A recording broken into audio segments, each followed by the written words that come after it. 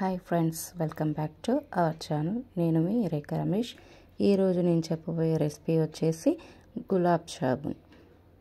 Instant mix తీసుకొచ్చి ఇది సుమారుగా 1/2 kg ఉంటుందండి.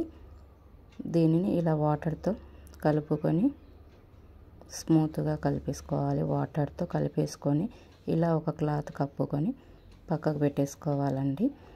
ఇప్పుడు షుగర్ సిరప్ కోసం ఒక గిన్నె తీసుకొని అందులో కప్పున్నర పంచదార తీసుకున్నానండి. ఆ కప్పున్నర పంచదార క్వాంటిటీ వచ్చేసి 450 grams. దానిలో 200 ml వాటర్ పోసి స్టవ్ మీద పెట్టి పంచదారని కరిగించుకుంటూ ఉండాలి. ఇలా కలుపుకుంటూ ఇలా బాగా కలుపుకుంటూ ఉండాలి, లేదంటే పంచదార అడగంటుద్దండి. ఇలా కలుపుకుంటూనే ఉండాలి. ఇలా కలిపాక కాసేపు ఆగే కొద్దీ అది మరగడం మొదలవుతుంది. అది బాగా మరుగుతున్నప్పుడు దానిలో ఇలాచీ పౌడర్ ఫ్లేవర్ కోసం యాడ్ చేసుకోవాలి. 1 స్పూన్ నెయ్యి నేను వేసుకుంటానండి. మీ ఇష్టం, మీకు ఇష్టమైతే వేసుకోవచ్చు, లేదంటే స్కిప్ చేసుకోవచ్చు. తర్వాత ఆ మిశ్రమాన్ని పక్కకు పెట్టేసి ఏదైతే కలిపి పెట్టుకున్నామో ఆ పిండితో మనం ఇలా చిన్న చిన్న సైజులో మనకి ఏ సైజు కావాలి అంటే ఆ సైజులో ఉండలు చేసేసుకోవచ్చు. ఇలా మొత్తం అన్నీ ప్రిపేర్ చేసుకున్నాక స్టవ్ మీద ఒక ప్యాన్ పెట్టుకొని దానిలో ఆయిల్ పోసుకోవాలండి.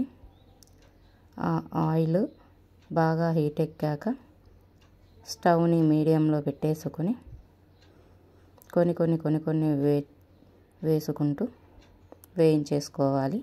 వీటిని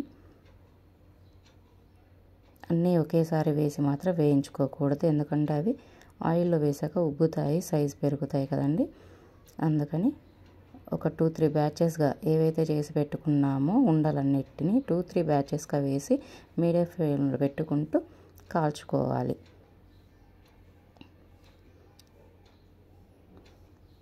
స్టవ్ మాత్రం మీడియం ఫ్లేమ్లోనే ఉండాలి. ఒకేసారి గరిటె పెట్టి ఇలా కలపకుండా మధ్యలో ఇలా అంటూ ఉంటే అవి పైకి లేస్తాయండి.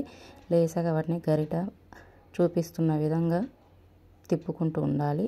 ఇలా తిప్పడం వల్ల ఏంటంటే ఈ ఉండ ఏదైతే ఉందో అది సమానంగా అన్ని వైపులా ఒకే విధంగా కాలుతూ ఉంటుంది. అలాగే మీడియం ఫ్లేమ్లో పెట్టి కాల్చడం వల్ల లోపల వరకు నీట్గా ఫ్రై అవుతుంది. లేదనుకోండి లోపల పిండి ఉంటుంది, పైనేమో ఒకేసారి వేగిపోతుంది. అందుకని నిదానంగా వేయించుకొని ఇదే విధంగా గోల్డెన్ రెడ్ వచ్చేంత వరకు మొత్తం అన్నీ కూడా వేయించుకుంటూ ఉండాలి. స్టెప్ బై స్టెప్ ఇలా అన్నిటినీ వేయించుకొని ఒక ప్లేట్లోకి తీసుకోవాలి. ఇప్పుడు చూపిస్తున్న విధంగా కలర్ రాగానే తీసేయాలండి. అలాగే మిగతా అవన్నీ కూడా సేమ్ ఇదే విధంగా వేయించేసుకుంటూ ఉండాలి. చూడండి, ఒక క్రాక్ కూడా కనిపించట్లేదు. చాలా నీట్గా వస్తాయి. చాలా ఈజీగా ఉంటుందండి గులాబ్ జామ్ చేసుకోవడం కూడా. ఇబ్బందిగా ఉండదు, చాలా త్వరగా అయిపోతుంది, పగుళ్ళు లేవు. మొత్తం అంతా కాల్చుకున్నాక షుగర్ సిరప్లో వేసేసుకొని కలిపేసుకోవాలి. సిరప్ కూడా బాగా వేడిగా ఉన్నప్పుడు వీటిని వేయొద్దండి. కాస్త చల్లబడ్డాక వేస్తానే పాకంలో బాగా నాని లోపల వరకు వెళ్ళి మంచిగా ఉంటుంది గులాబ్ జామున్. లేదనుకోండి పాకంలో సరిగ్గా మునగక మొత్తం ఉండ ఉంటుంది, పిండిగా లోపల.